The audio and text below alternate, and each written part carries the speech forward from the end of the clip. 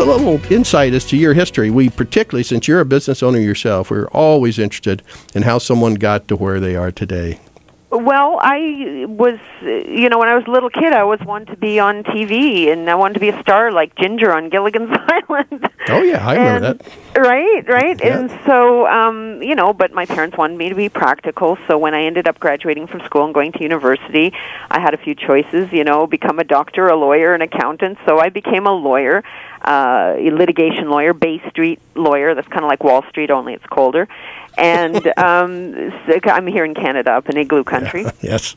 So, so became a lawyer, did that for about 10 years, woke up one day and had that is that all there is moment, that Peggy Lee moment, and decided to leave the law, kept the kids, I had 4 kids by that time, and followed my dream of becoming a singer, an actress, comedian, and I promoted the heck out of that until, there were newspaper articles and TV, TV shows, TV features and interviews, and radio, and people started asking me how I did it, how'd you do it, how'd you do it? So I started coaching business people, entrepreneurs, small business owners, on how to get attention, how to get media attention, how to stand out when you only have 30 seconds at the local board of trade meeting. By the way, they don't call it board, B-O-R-E-D, of trade for nothing, because those things at 7:30 a.m. can be a snooze fest, and sometimes you're thinking, at least if one of those guys drops a little rubber egg on his lapel, at least it'll add a touch of color to the proceedings, right? So I started coaching them on how to wow people in 30 seconds and got more media attention and got more speaking engagements. And the pinnacle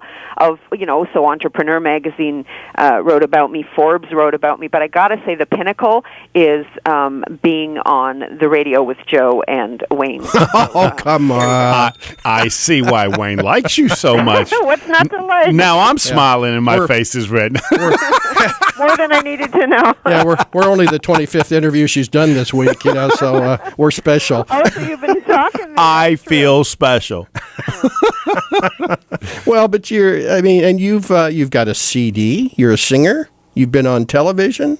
Yeah, all these all that stuff, and so what I learned, and I did comedy on national TV. It's true, and what I learned from all of those experiences, from trying to, I had 1,000 CDs in my basement and no car and 4 babies at one point, so I had to learn how to market them, right?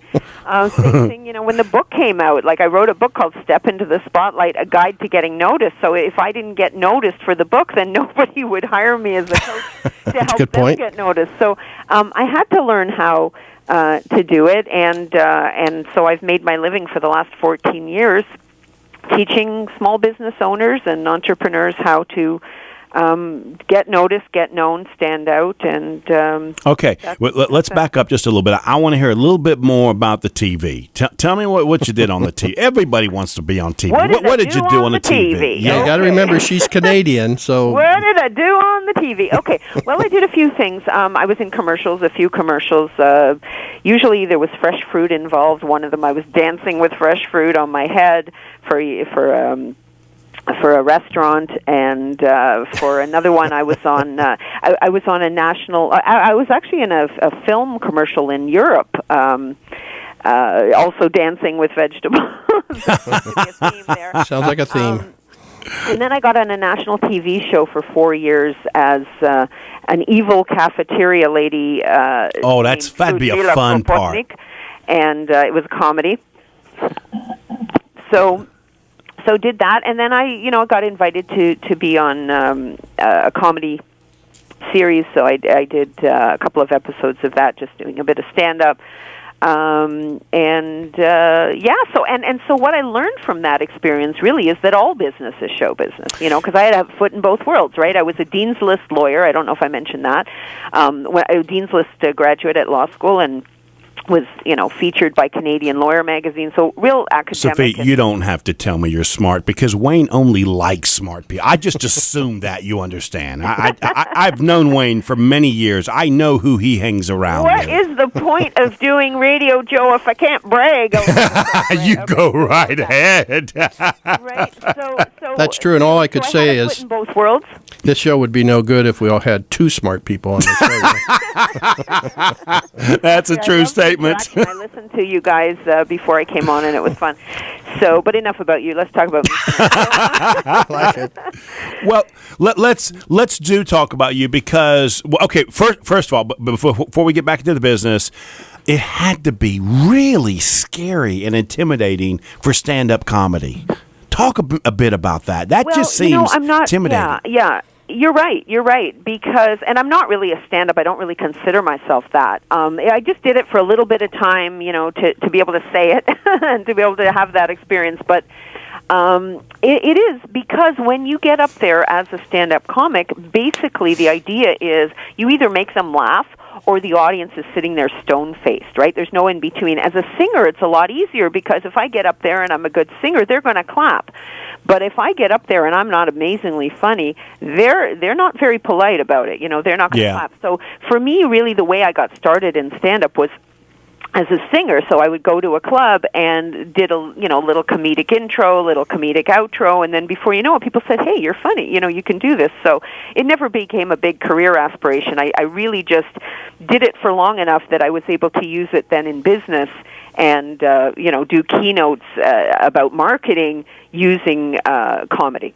Well, I've always thought, and I don't know, I have no experience of this, but I've always thought that stand-up comedians have this handle on business because you literally have to feel the crowd at the moment and sort of adjust. And in business people and in business settings, meetings and so forth, you're constantly doing that. So to me, I sort of relate to the stand-up comedian and see how difficult and challenging that is. And I sort of relate it to business meetings that we all seem to have. That's why I brought that up. You have to have unbelievable confidence.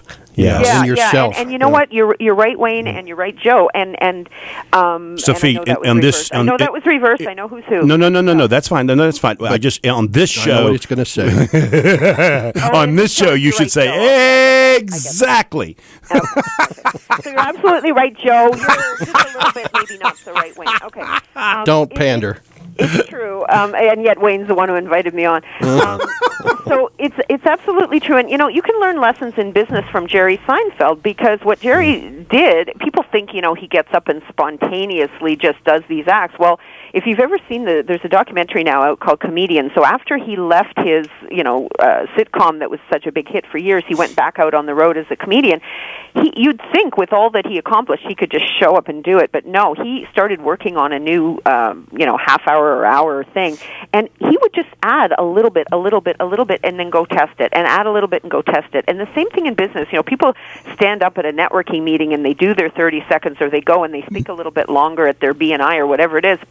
And they think they should be spontaneous because they want to be authentic and they want to be natural. And, you can be more authentic and more natural if you know what you're going to say. Yes. Absolutely. Absolutely. And then you can riff on that, but at least you have some clue before you open your mouth. And, yes. and that's one of the things that I learned from comedy. Before we go to break here, I've just got to, people that don't know you are probably saying, what are they calling this gal? She spells her name Tsufit. And what does that stand for? It doesn't stand for anything. That's what my parents did to me. Doesn't stand for anything? I thought I heard you say once it stands for something. That's what my parents did to me. It's pronounced Tsufit. Tsufit. And it means hummingbird or sunbird in Hebrew. And wow. At the time that I was born, the Israeli Wildlife Society was naming birds, and they renamed a hummingbird at Tsufit, and my parents thought, at Tsufit, a hummingbird collects nectar of honey, that's sweet, she's going to be sweet, we'll name her that. That was before they knew me. And for the last, umpteen years, whenever I get interviewed, whether it's radio or, just print, that's the very first question. People always think I made it up, and my answer is always, who in their right mind would make up a jumble of consonants that absolutely nobody can pronounce? Exactly. Boy, I bet you've had every pronunciation in the book.